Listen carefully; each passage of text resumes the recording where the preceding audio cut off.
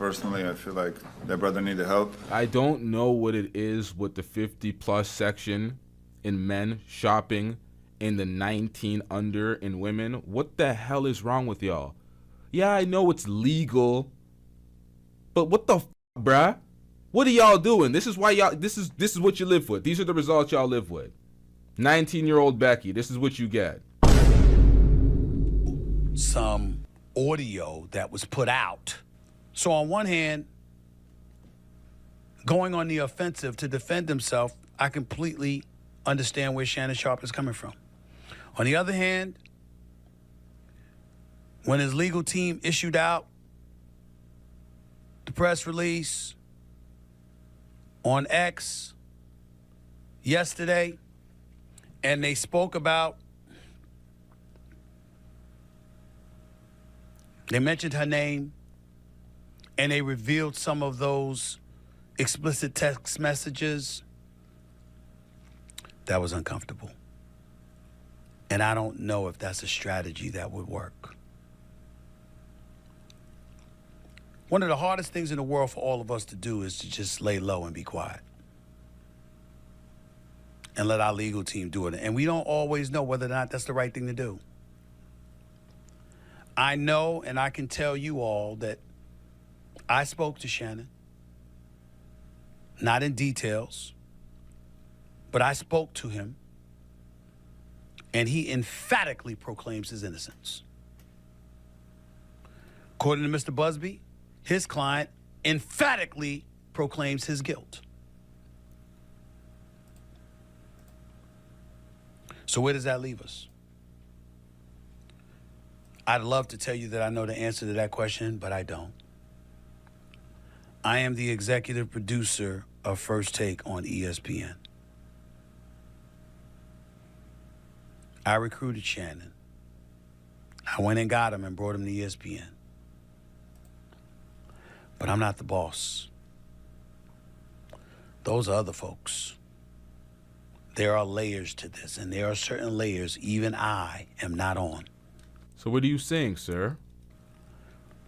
I can tell you, I also spoke to co-chairman of Disney, the boss, Jimmy Pitaro, who made it very, very clear we are taking this matter very seriously.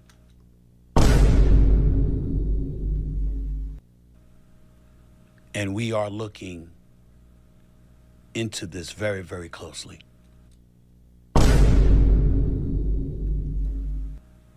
And once we gather as many facts as we possibly can, we will go from there.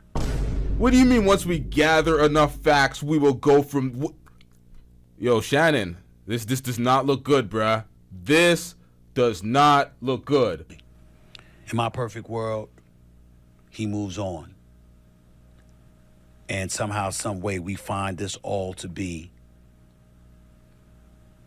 false. But it doesn't seem like that's the way things are about to go down, considering who Mr. Busby is and how emphatic his client is proclaiming that she is right and she's telling the truth. I don't know where this is going to go. I ain't gonna lie, this is why I keep cutting him off. He's taking too fucking long. It's my turn! Like, bro, come on, man. Land the plane. I can't speak to anything else. I don't know who Shannon Sharpe's legal team is and what they're suggesting. I imagine that everything that has transpired has been at the behest of his lawyers, not just himself. I can tell you again that when I spoke to him, he is emphatic in stating his innocence, that this is a shakedown, to use his words. Stick together. How wise it is it to use those kind of words when a civil matter of this nature is out there? When you have a podcast and you have advertisers and sponsors and you work for ESPN and they have advertising sponsors, I don't know. What can we say if any of us were in that position and we felt or were proclaiming we were innocent. The key is from all of this is to not put yourself in that position. I don't know how many more times I have to tell you, nigga. Like, God damn it, man. I don't know. And I'm not about to pretend. I just wanted to make sure that I echoed to all of you that the only reason I spoke on this issue is because he works with me 2 days a week. He's on national television. He was on national television with me today. He was on national television with me yesterday when the story came out Sunday night. Do you know why he's speaking like this? Because he knows the impending doom around the corner. He knows Shannon Sharpe about to get fired. He knows it's about to go real left. He's talking about he spoke to the upper management. He spoke to the bosses. He spoke to the boss at the top, naming his name and everything, and talking about we're really looking into this. We're going to take a deep look into this, and then we'll go from there. And I'm like, bro, what do you mean? This sounds like this sounds real bad. This sounds real bad. I didn't know anything about it until we got on the air. But he was on air. And if you know him in part because of all the work that he's doing with me and what he's doing in this industry, I know everybody's been waiting, like, Stephen A., what you got to say about this? I got to say what I just told you. Yes, I own this. This is my platform. But I also have a day job, and I also understand what lawyers, what HR, and all of those other things entail. What I said is all I can say. And in all honesty, at this moment, it is all I know. I have no idea what direction ESPN and Walt Disney will go in.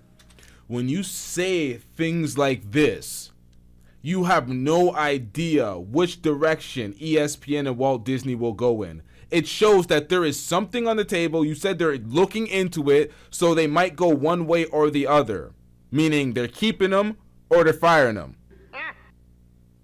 So that's what I got from this entire speech. That it's on the boards, it's on the tables that Shannon Sharpe could lose his job because of this incident, because of these allegations. Because Shannon Sharpe wants to be so irresponsible and fuck with these young-ass Instagram thoughts. Why am I saying Instagram thoughts? OnlyFan thoughts. OnlyFans. Yeah, that's what happened. In my Lord Jamar voice. Jeez, man. Jeez. When it comes to this matter, all I do know is it won't be me making a decision. It'll be others upstairs. Bro looked upstairs, others, like he was talking to the holy man upstairs, God himself. What the hell was that?